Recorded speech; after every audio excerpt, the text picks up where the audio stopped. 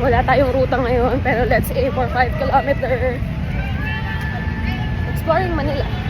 So I decided to go to Intramuros through this underpass. So nakakita ko ng entrance, pasok ako dito. Ay, bawal pala. Kuya, anong tawag dito? Club Intramuros Golf Course. Okay, next time. Kuya, ano ng mga bagets? Makikipagsabayan ako sa foot traffic dito.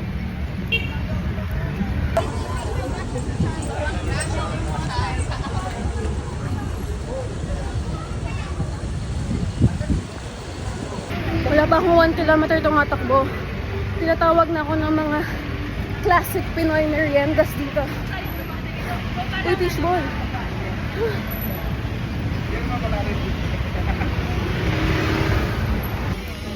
Okay, change of route kasi mas maganda pa lang mag-run around sa walls of Intramuros kasi less crowd, at least meron kang diretsyon tinatakbuhan. So, here I am. First AM. Guys, meron na rin sila ditong mover. Pwede mag-bike.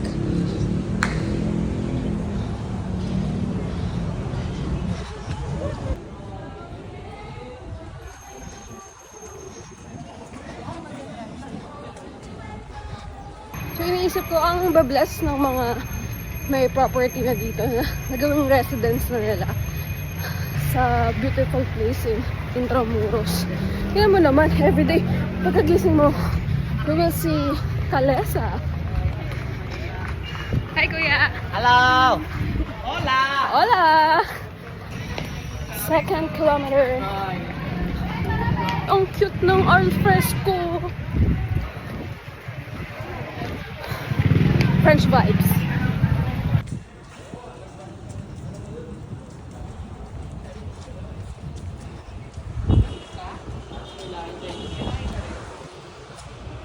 So guys, doon tayo pupunta.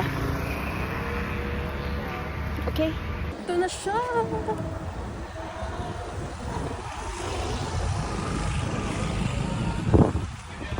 So naaalala ko dati, nag-date kami dito nung fiancé ko. Hindi pa kami engagement. That's way back 2019. At ito yung magandang view.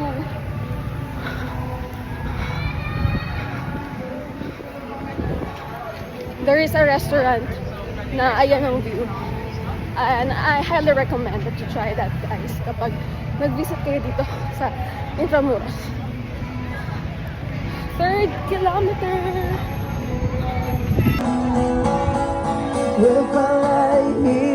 Okay, another temptation. I resist. Layuan niyo ako. So for my 4th kilometer, yay! Mag-run naman tayo dito sa Fort Santiago.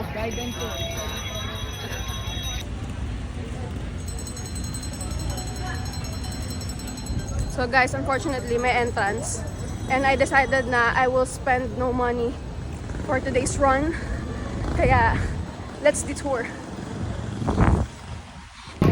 I'm amazed kasi after my detour, ito pala yung entrance going to the Esplanade, the Pasig River, Jones Bridge.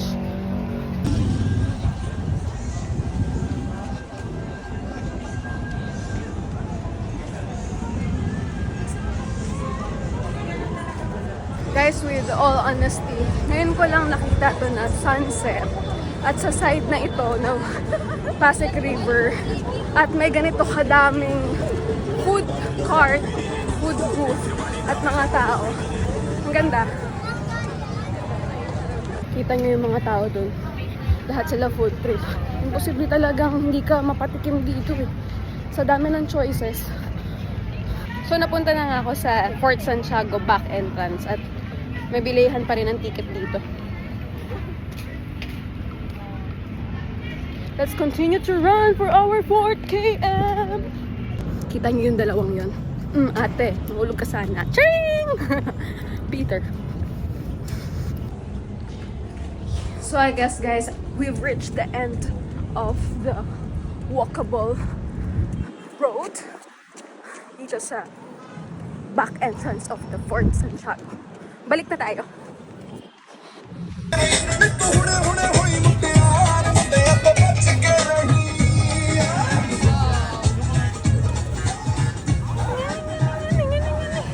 Gusto ko yun.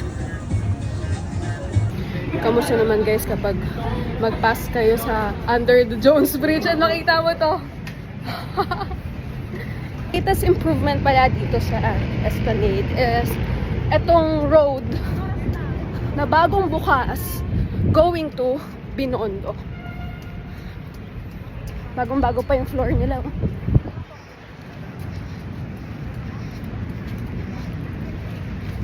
Perfect. And finally, 5th km.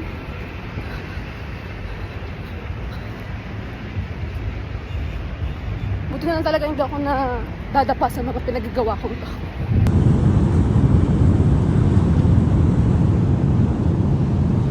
And this ferry station, itatry ko talaga to once na maging operational. Ang galing! So guys, pasensya na kayo. Ang dami kong ebas for this run. Just few learning na i-share ko sa inyo. Yes, if you will see my run statistics, ang bagal ko. But I'm not weak. Distracted lang talaga ako. Kasi ang ganda talaga ng place. And kulang sa practice. Actually, nagkapaltos pa ako dito. Uy! Ang sakit. Kasi this is not my running shoes. It's for my gym workout. Biglaan lang talaga to. And natutuwa ako dahil I trusted my instinct na just explore. Yung mga nahihirapang mag-start ng run, just walk and make sure lang na interesting yung environment nyo. Kung naboboring kayo sa treadmill, go outside, discover places, go here. Ang daming discoveries dito even though matagal na ako sa area nag-reside. Kailangan mo lang ng hindi actually discipline eh, just show up. So that's the learning for today. Bye! Lesson learned, mag-medyas ng mataas.